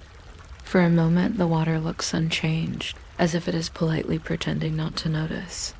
Then the current begins to behave differently around the mesh, and that difference is subtle enough that you could miss it if you were not paying attention. The surface smooths in one place and roughens in another. A small whirlpool forms where there wasn't one. The river, which used to feel like an open road, now feels like a room where someone has quietly moved the furniture. Down below, Loki senses the change before he sees it. Fish bodies are excellent at sensing the world's mood. The pressure against his flank shifts. The vibration in the water changes texture, turning from a wide, continuous hum into something more patterned, as if the river has begun to count. It is not fear that rises in him first. Fear is too dramatic for this sleepy current. It is annoyance. The mild irritation of a mind realizing it is no longer the smartest thing in the room. He turns, not sharply, but with a controlled flick of tail, and glides toward the place where the flow feels wrong. The wrongness is not loud. It is simply present, like a door you didn't notice because it matched the wall too well. As he nears it, the net reveals itself as a kind of invisible architecture. From a distance, it is nothing. Up close, it is a grid of decisions. The openings are not huge. They are just large enough to invite and just small enough to refuse. The cords hold steady in the water, each strand trembling slightly with the current, like a stringed instrument being touched very gently. And because water magnifies closeness, the mesh seems to fill the space more than it should, the way a spider web seems to fill a doorway when you walk into it face first. The river suddenly has hands, not literal hands, not a creature's hands, but the effect is similar. The water is no longer only flowing, it is holding. It presses him toward the mesh in a slow, impersonal way, the way crowds press you toward an exit without meaning any harm. Loki does what he always does when confronted with a boundary. He tests it, not with a dramatic charge, not with a heroic leap, but with careful, almost fussy exploration, like someone checking which floorboard creaks in an old house. He approaches one section of the net where the current seems slightly softer, where the mesh bows a little as if it is tired. He pushes his snout near an opening, feeling how the water funnels through it. The opening is tempting, and temptation is one of Loki's oldest friends. He slides a little forward, then stops, letting the current stroke him back, then forward again, as if he is rocking in place. The mesh does not move aside. It is polite, but it is firm. He shifts to another opening. This one seems wider. He tries it gently and finds that the width is an illusion created by angle and water's refracted tricks. He threads sideways because fish bodies have that advantage thinness when they want it, thickness when they need strength, and he discovers the net's personality. There are places where the mesh is soft, where knots are newer, and the cord has not yet decided it belongs to itself. There are places where the mesh bites, where the crossings sit tight and stubborn, and the cord feels less like string and more like a rule. Loki learns these textures the way you learn the texture of a new pillow, by pressing, releasing, pressing again, and noticing where it yields and where it refuses. There is something gently ridiculous about it, if you want to be amused. The trickster god, now doing what every house cat does with a box testing the edges as if persistence will change geometry. He darts back, then forward, making small bursts of speed that feel like sharp sentences in an otherwise slow paragraph. The water carries the tremor of his movement out through the mesh, and the mesh answers by vibrating, which is its own quiet communication. Yes, I am here, and no, you are not going through. He turns again, looking for the gap that always exists in every plan, because plans made by beings, even gods, have seams. The riverbed offers stones, shadows, a deeper groove where water moves faster. Loki uses these gifts with the smooth competence of an animal that has been doing this all its life, even though he has not. He slips behind a cluster of rocks, then surges out toward the net from a slightly different angle, hoping the current will help him rather than push him into the mesh like a polite hand on his back. For a moment, he finds what feels like an answer. A place where the cord has a fraction more give. A place where two strands meet at a knot that is not as tight as the others, because someone's fingers, even a god's fingers, were briefly impatient. Loki presses into that place and feels the mesh bow. Not much, but enough to make the opening seem possible. He holds his body steady, then pushes again, and the water helps him in that strange way. Water helps anything streamlined. It reduces friction, it gives you glide, it turns effort into smoothness. He slides forward until the cords brush his scales, and the brushing is unpleasant in a small, prickly way, like coarse fabric against skin. He keeps going anyway, because Loki has never been discouraged by mild discomfort. The net begins to lift slightly with his push, and in that lift there is a tiny, hopeful illusion. The illusion that the world can still be persuaded by force applied cleverly. He gives a stronger burst, and his tail flicks with clean power. The salmon body does what it was made to do. He shoots upward through the water with a bright, quick intention, and the surface above breaks into a small explosion of silver as he nears it. If you imagine it in slow motion, it is almost pretty. A flash of wet scales, the moon's fractured light catching on a moving spine, droplets lifting and falling back like tiny glass beads. For one breath, one fish breath, which is not quite the same as a human breath, but still counts as a pause in the world, he seems to be winning. The mesh shifts. The cords slip along his body. The river feels less like a room and more like a road again. Then the net rises, because nets are designed to rise when something tries to force through them. They rise the way a curtain rises when you tug it. They rise the way a rule rises to meet a loophole. The mesh, which looks soft for a second, tightens as the water pulls it into shape, and the very current Loki relied on now helps the net hold its position. It is not an evil moment. It is not even particularly dramatic. It is simply physics doing its slow work. Tension spreads across the cord, knots distribute pressure, the openings become less forgiving. Loki feels the mesh touch him again, not harshly, just insistently, and he realizes the river is cooperating with the net because the net is cooperating with the river. When two systems agree, a single body does not get to argue for long. He backs away, not in defeat, but in recalibration. The salmon body turns with a tight, elegant curve, and he shoots down into darker water where the light can't follow him easily. The riverbed receives him with its usual bland calm. Silt drifts up in a soft cloud behind his tail, and the cloud is a small mercy because it makes the water briefly opaque, turning vision into guesswork. Loki hovers in that cloud and listens with his whole body.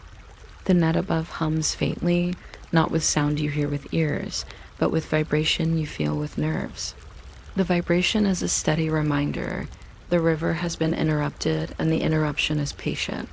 He tries again because trying is part of his nature, and because repetition is how you find the one mistake in someone else's weaving.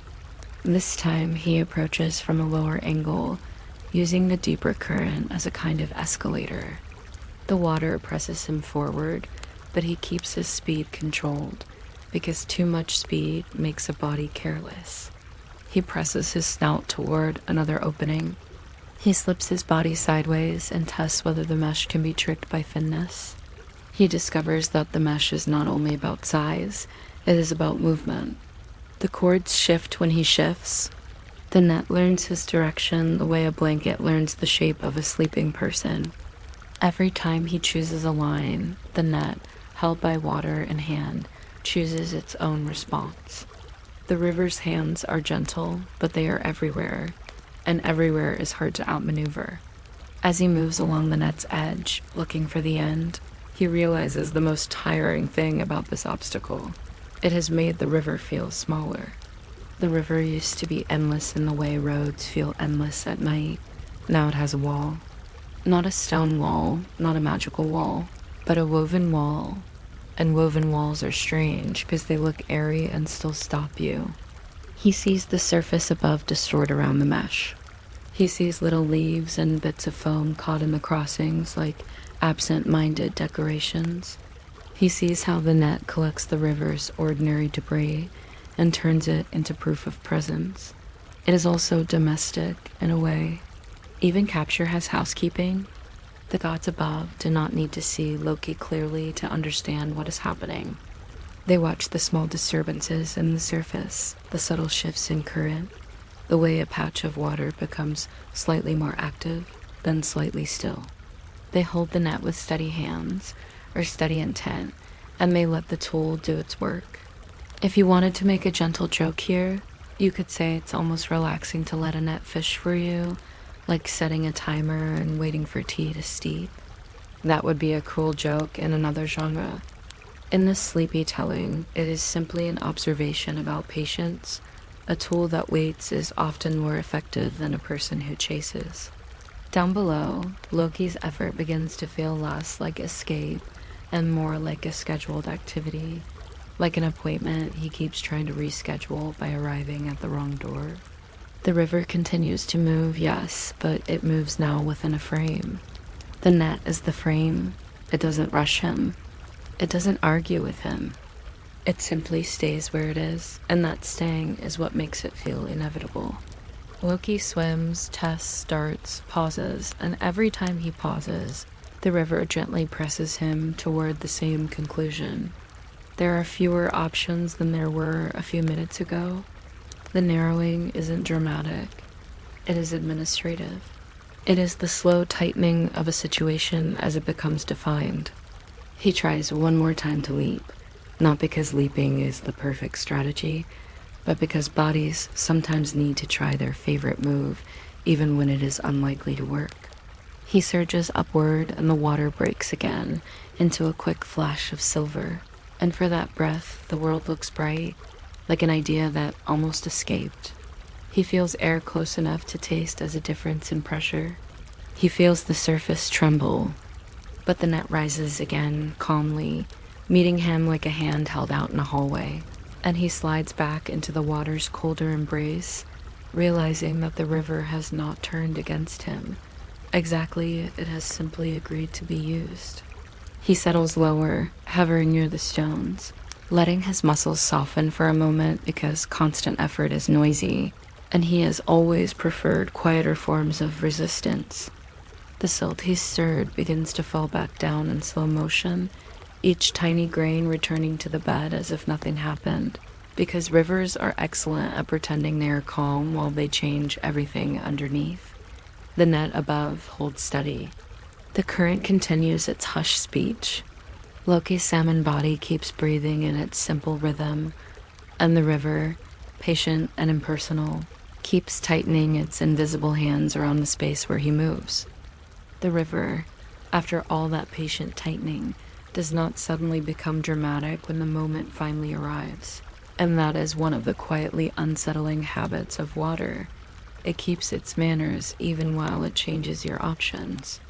The surface continues to break into small, ordinary ripples, and the moonlight, if it's there, keeps arriving in scattered fragments as if it can't be bothered to form a single confident line. Somewhere nearby, the bank holds damp grass that smells like cold metal and crushed green, and the stones at the edge have that familiar slick shine, as though they've been polished for centuries by nothing more interesting than insistence. If you ever feel like giving your tired mind something simple to do, you can imagine counting those ripples, or those stones, and you can also very casually decide to stay with the story for a little while longer, because it turns out that even doom-adjacent myths contain a surprising amount of quiet waiting. Under the surface, Loki's salmon body keeps moving, but the movement has changed flavor.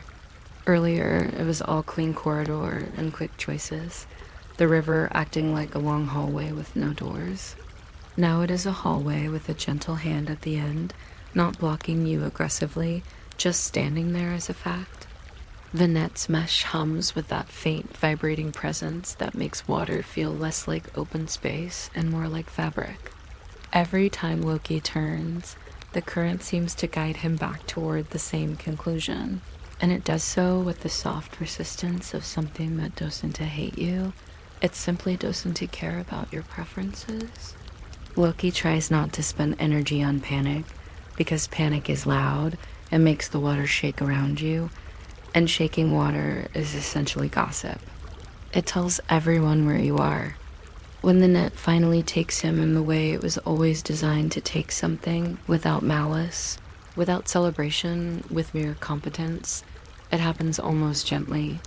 A strand catches the edge of his movement, not like a trap snapping shut, but like a sleeve catching on a door handle when you walk too close. The mesh brushes his scales, and the sensation is strangely domestic, like rough cloth, like twine, like the kind of material that belongs to fishing villages and patient hands. The net tightens not because it chooses to, but because pressure spreads through woven things. The more he pushes, the more the crossings become a structure that refuses to be negotiated with. It is a deeply boring kind of power, and boring power is, in the long run, the hardest to argue with. Loki twists because twisting is what a salmon body does well. It turns itself into a question mark and tries to write a new sentence in the water. For a breath, he finds a pocket of looseness, a soft place where the mesh has a fraction of mercy, and he uses it, slipping forward without slick. Silver determination that makes fish seem like living coins. But the river's current is not neutral anymore. It is cooperating with the net because the net was made from an idea drawn in ash. And ideas, once woven, have a way of recruiting the world's habits to help them.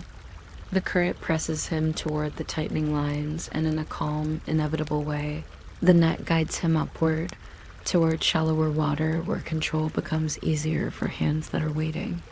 Above, the gods do not rush as though they might miss their chance. They step with steady feet because steady feet do not slip on wet stones, and wet stones have no interest in your pride. You can picture their boots or their sandals finding traction, the small adjustments people make when they walk near water in the dark. There is no triumphant shouting. There's only the sound of the river continuing its quiet work, and the faint, practical sound of cord under stream, a soft creak you might hear in a house as wood settles.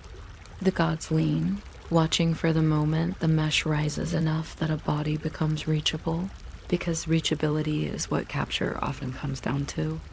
Not a spell, not a prophecy, just the simple geometry of distance. When Loki breaks the surface this time, it is not a soaring leap. It is the kind of half-emergence that happens when something is guided upward by forces that are not its own. Water spills off him in small sheets, and his scales catch light in a dull, wet shine that is more physical than beautiful. The net rides under him like a lifted floor. He thrashes once, not in a theatrical rage, but in the same reflexive irritation any creature has when it feels held. It sends droplets outward in a brief, messy halo, and then the river pulls those droplets back into itself, reclaiming them without comment.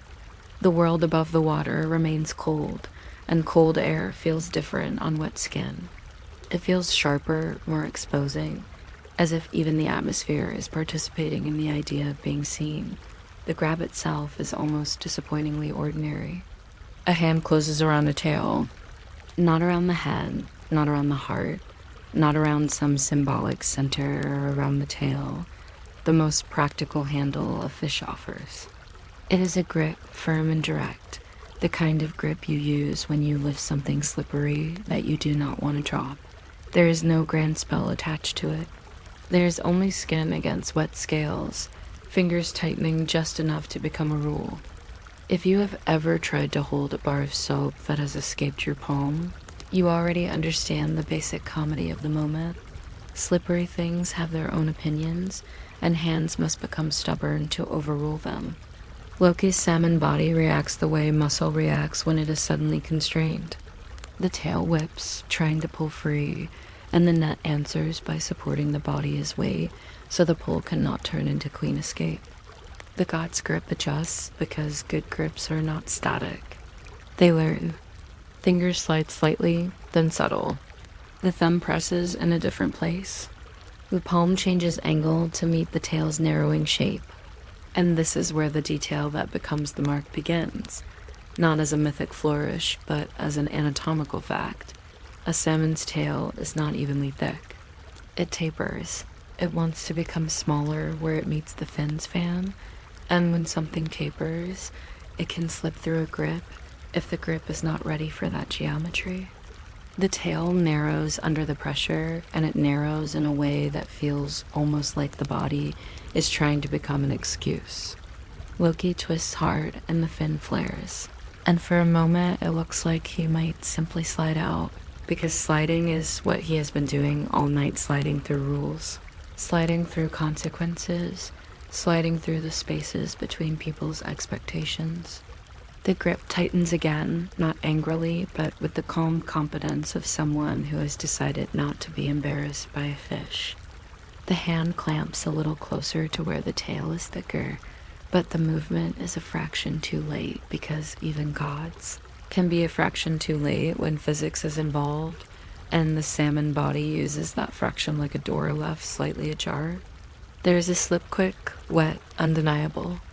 The tail pulls through the hand, and the skin of the god's palm scrapes along the narrowing part, a brief friction that is not violent but is specific. It is the kind of friction that leaves evidence.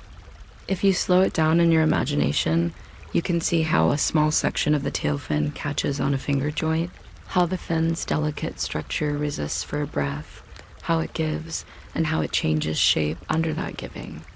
The result is not a grand wound. It is a mark, a narrowing, a subtle alteration that becomes memorable precisely because it is small. In a universe full of monsters and prophecies, sometimes the origin story of a detail is just a moment when something slippery slipped almost all the way and didn't. The gods, being who they are, do not treat this as a cute anecdote. They treat it as proof that Loki is still Loki even in a salmon body, always trying to turn the smallest weakness into a full exit. The hand that lost the perfect grip does not panic. Another hand joins. The net holds. The river continues.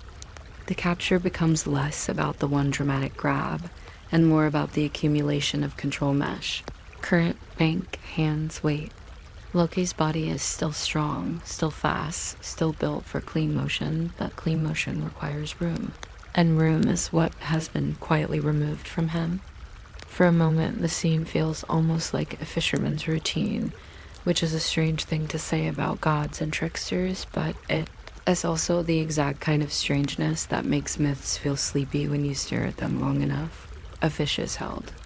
A fish writhes, a fish is steadied, water drips, hands adjust. The bank receives splashes without complaint. Even the air smells the same practical smells: wet stone, cold plant, the faint iron tang that seems to live in river water at night. If you wanted to find something softly amusing in it, you could note how the universe has arranged this. The great mind of Loki, reduced temporarily to a very athletic piece of seafood being handled with the same patient firmness anyone uses when they are trying not to drop dinner. The mark itself, once made, becomes obvious in that quiet way physical changes become obvious. You notice them after the motion has slowed. The tail fin looks slightly different. The narrowing is there, a subtle tapering that seems a touch too sharp, as if the fin has been pinched by fate's fingers. It is not grotesque, it is not dramatic. It is simply a detail, and details are how the world remembers things when the big emotions fade. The gods do not stop to deliver a speech about it. They do not need to. The mark will do the talking later, without sound, like a signature on a document you didn't read closely enough. Loki's struggle becomes smaller, not because his spirit is defeated, but because the situation has become controlled. The net keeps him close. The hands keep him from turning distance into possibility. The river keeps moving around all of it, indifferent and constant, as though it is practicing for the day it will carry far worse news downstream. Loki's salmon body continues to breathe, to twitch, to push against the limits, because bodies don't surrender in paragraphs.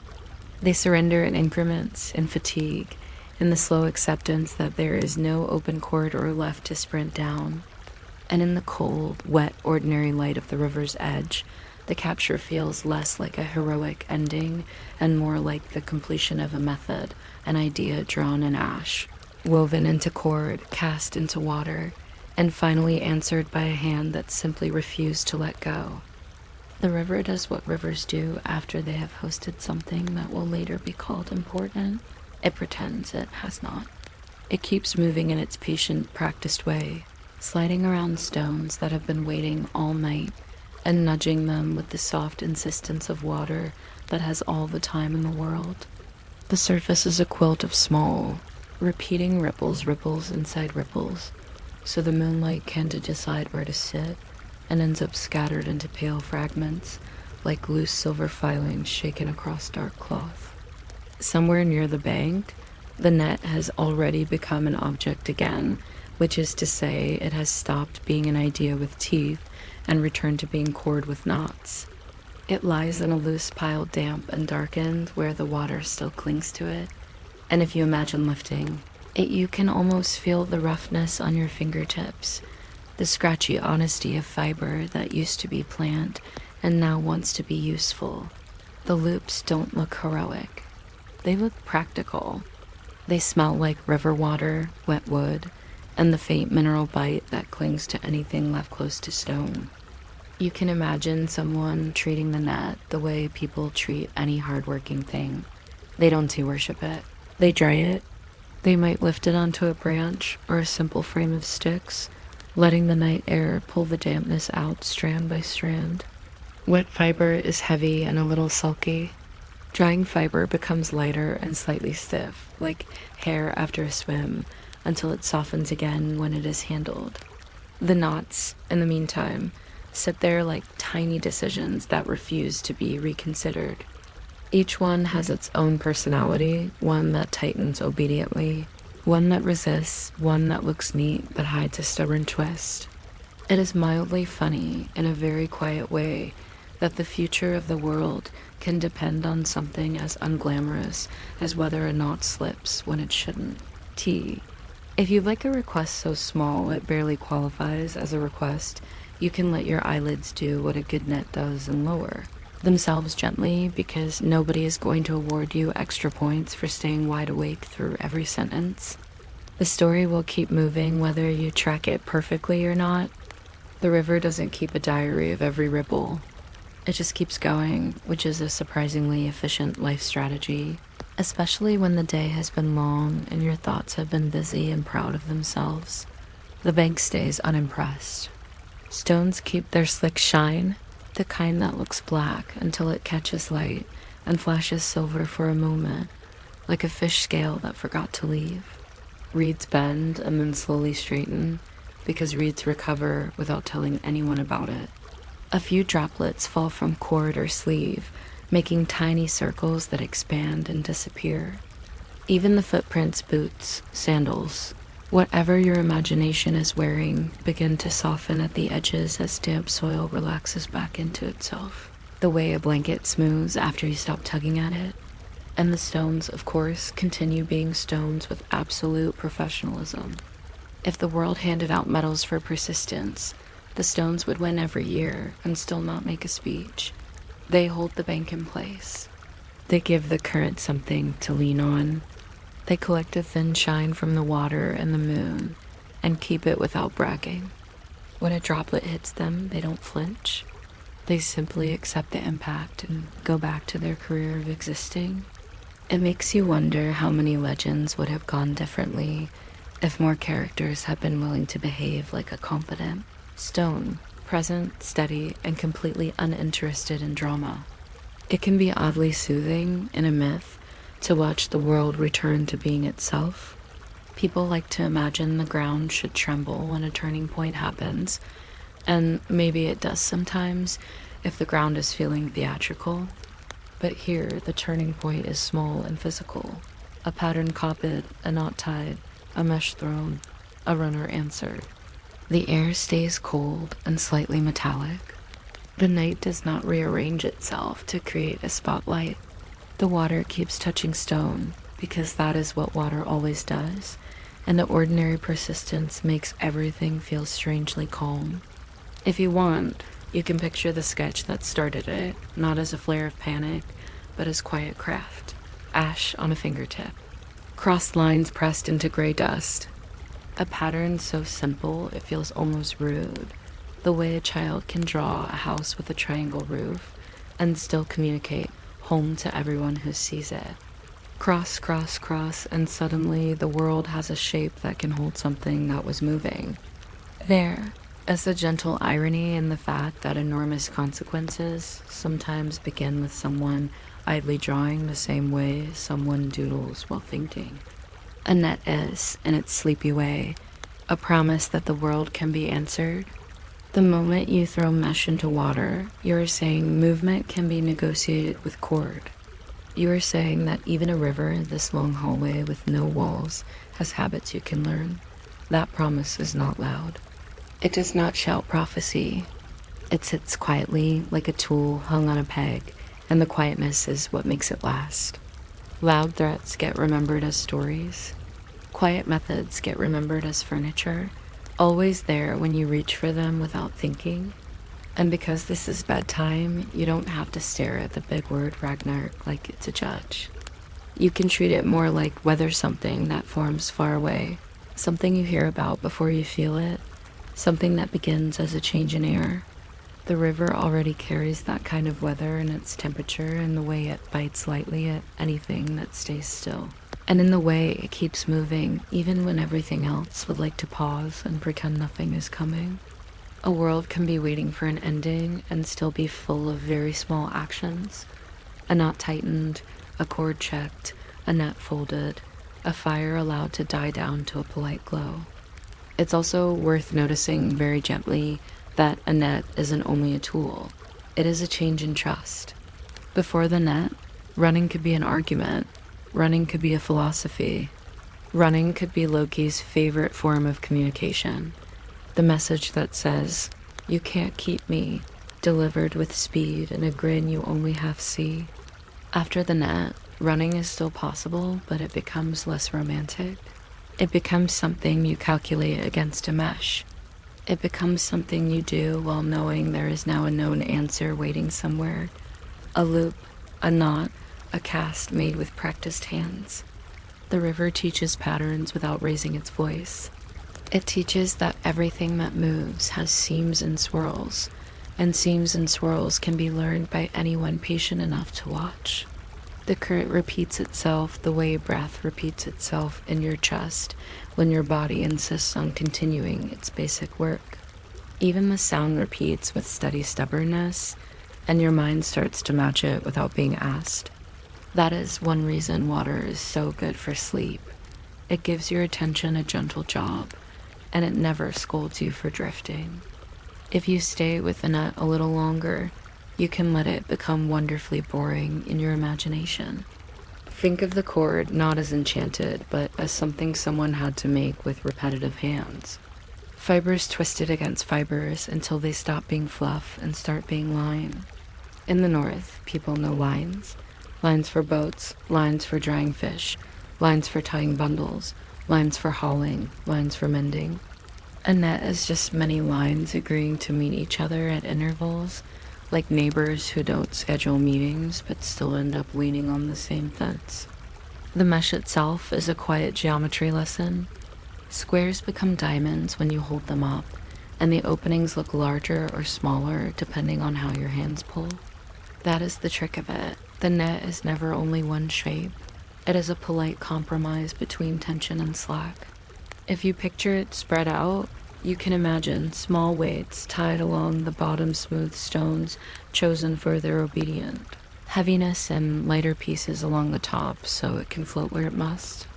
None of this needs enchantment to feel powerful. It only needs patience. And the river answers with sound instead of commentary. It makes the kind of steady noise that could be mistaken for counting if you are the sort of person whose brain likes to count when it should sleep. Hush, tap. Hush, tap. A longer hush when the current deepens. A brighter tap when it finds a sharper pebble.